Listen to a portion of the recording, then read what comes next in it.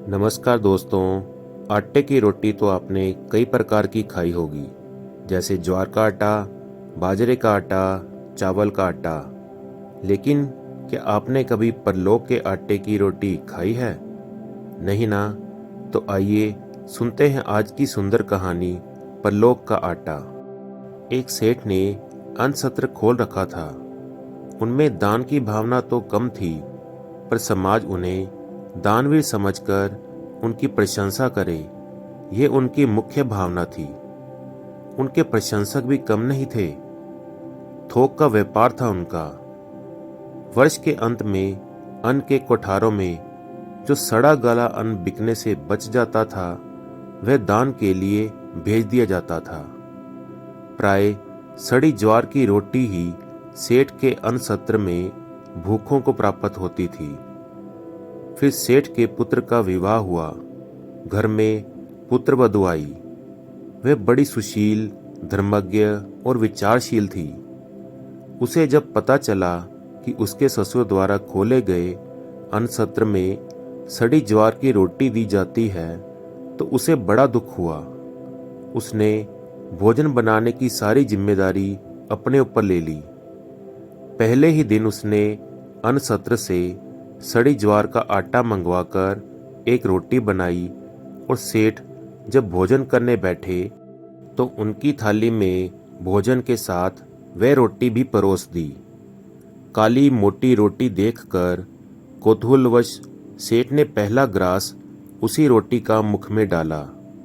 Grass मुख में जाते ही वे थू थू करने लगे और थूकते हुए बोले, बेटी, घर में आटा तो बहुत है, ये तूने रोटी बनाने के लिए सड़ी ज्वार का आटा कहाँ से मंगवाया? तब पुत्रवधू बोली, पिताजी, ये आटा परलोक से मंगाया है। ससुर बोले, बेटी, मैं कुछ समझा नहीं।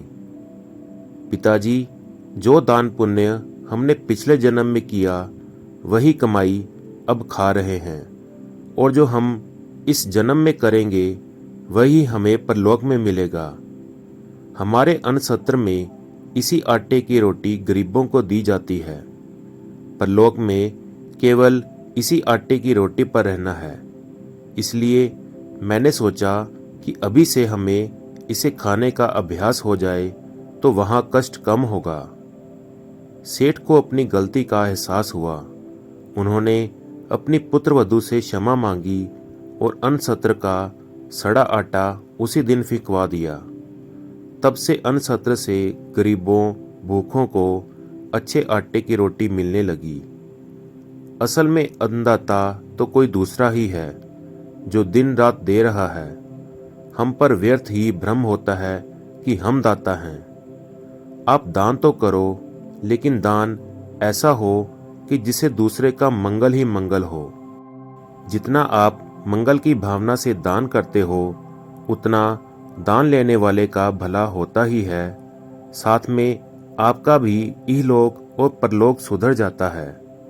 दान करते समय ये भावना नहीं होनी चाहिए कि लोग मेरी प्रशंसा करें या वाहवाही करें। दान इतना गुप्त हो कि देते समय आपके दूसरे हाथ को भी पता ना चले। दान श्रद्धा, प्रेम, सहानुभूति एवं नम्रता पूर्वक दो। कुड़कर, जलकर या खींचकर मत दो। तो कैसी लगी आपको ये कहानी? प्लीज़ कमेंट करके ज़रूर बताएं, और अगर अच्छी लगी तो इसे लाइक करें और दोस्तों के साथ शेयर करना ना भूलें। धन्यवाद। जय श्री कृष्णा।